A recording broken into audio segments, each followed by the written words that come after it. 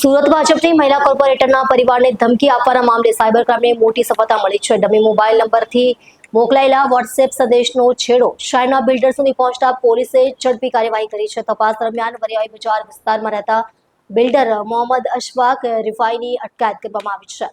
અશફાક રિફાઈએ ભ્રષ્ટાચાર કરતા પહેલા મહેરબાની કરશો લખી ધમકીભર્યો સંદેશ મોકલ્યો હતો, જેમાં કેનેડામાં અભ્યાસ કરતી પુત્રીને લઈ ગંભીર ચેતવણી આપવામાં આવી હતી. આ સંદેશથી પરિવાર ભયભીત બન્યો હતો. સમગ્ર ઘટનાની વિગત એવી છે કે ભાજપના મહિલા કોર્પોરેટરના પતિને છેલ્લા કેટલાક સમયથી અજાણ્યા વોટ્સએપ નંબર પરથી રહસ્યમય અને ધમકીભર્યા મેસેજ મળી રહ્યા હતા.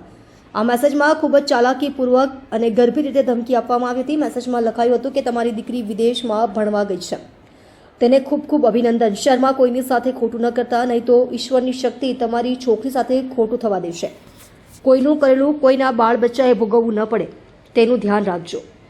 આ મેસેજ બાદ પરિવારમાં ફફડાટ વ્યાપી ગયો હતો. મહિલા કોર્પોરેટરના પતિ આ મામલે સુરત સાયબર ક્રાઇમ સેલમાં ફરિયાદ નોંધાવતા પોલીસ એક્શનમાં આવી હતી. ટેકનિકલ સર્વેલન્સ અને ટેકનિકલ વર્કઆઉટ દરમિયાન પોલીસને જાણવા મળ્યું કે જે નંબર પરથી મેસેજ આવ્યા હતા તે એક ડમી નંબર હતો. પ્રાથમિક તપાસમાં આ નંબરે એક સામાન્ય મજૂર વર્ગના માણસના નામે હોવાનું બહાર આવ્યું હતું, પરંતુ ઊંડાણપૂર્વકની તપાસમાં ખબર પડી કે આ નંબરનો વાસ્તવિક ઉપયોગ કોઈ મજૂર નહીં પણ શહેરનો એક બિલ્ડર કરી રહ્યો હતો.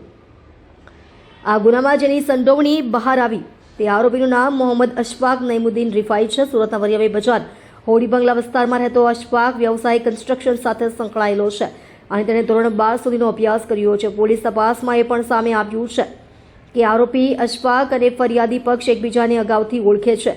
જૂની કોઈ અદાવત કે વ્યવસાયિક હિતોને કારણે આ ધમકી આપવામાં આવી હોવાની આશંકા સેવાઈ રહી છે. હાલમાં સુરત સાયબર ક્રાઇમ સેલે આરોપી બિલ્ડર મોહમ્મદ અશફાકને નોટિસ પાઠવી તેની ધરપકડની પ્રક્રિયા પૂર્ણ કરી છે. પોલીસ અધિકારીના જણાવ્યા અનુસાર બિલ્ડર દ્વારા મેસેજ મોકલવામાં આવ્યા હોવાના પુરાવા મળી ચૂક્યા છે. હવે પોલીસ દિશામાં તપાસ કરી રહી છે કે કેનેડામાં કોર્પોરેટરની દીકરી પર જે 3 હુમલા થયા હતા તેમાં બિલ્ડર કે તેના કોઈ સાથીદારોનો હાથ છે કે નહીં. શું આરોપીઓએ વિદેશમાં પણ કોઈ સ્થાનિક ગુંડાઓને સોપારી આપી હતી?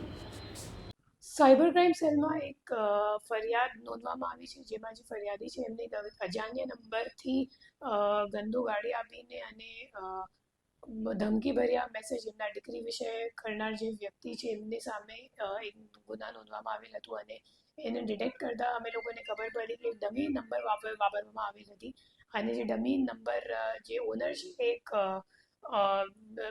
લોઅર વર્ગનો મજદૂર જેવા માણસ હતો. એમની પૂછપરછ કરતાં ખબર પડી અને ટેકનિકલ વર્કઆઉટથી ખબર પડી કે ખરેખર આના પાછળ એક અશફાક કરીને બિલ્ડર છે અને એને જે ફરિયાદી છે એમને ધમકીજનક જે મેસેજીસ છે એ વોટ્સએપ ઉપર કરી હતી અને જે ફરિયાદી છે એમના જે દીકરી કેનેડામાં ભણતી હતી અને ફરિયાદીને પછી બીક લાગી અને હુમલો મતલબ એમને એમ લાગ્યું કે કદાચ હુમલો થઈ જશે એના દીકરી ઉપર અને એના માટે પછી દીકરીની પરત ગુજરાત બોલાવી લીધું છે અને આ ગુનાનું ડિટેક્શન અત્યારે મતલબ આ દિશામાં તપાસ ચાલુ છે કે ખરેખર જે હુમલો કરનાર વ્યક્તિ છે કેનેડામાં એ બિલ્ડરથી સંકળાયેલ છે કે કેમ, એ જોવા ઉપર બાકી છે.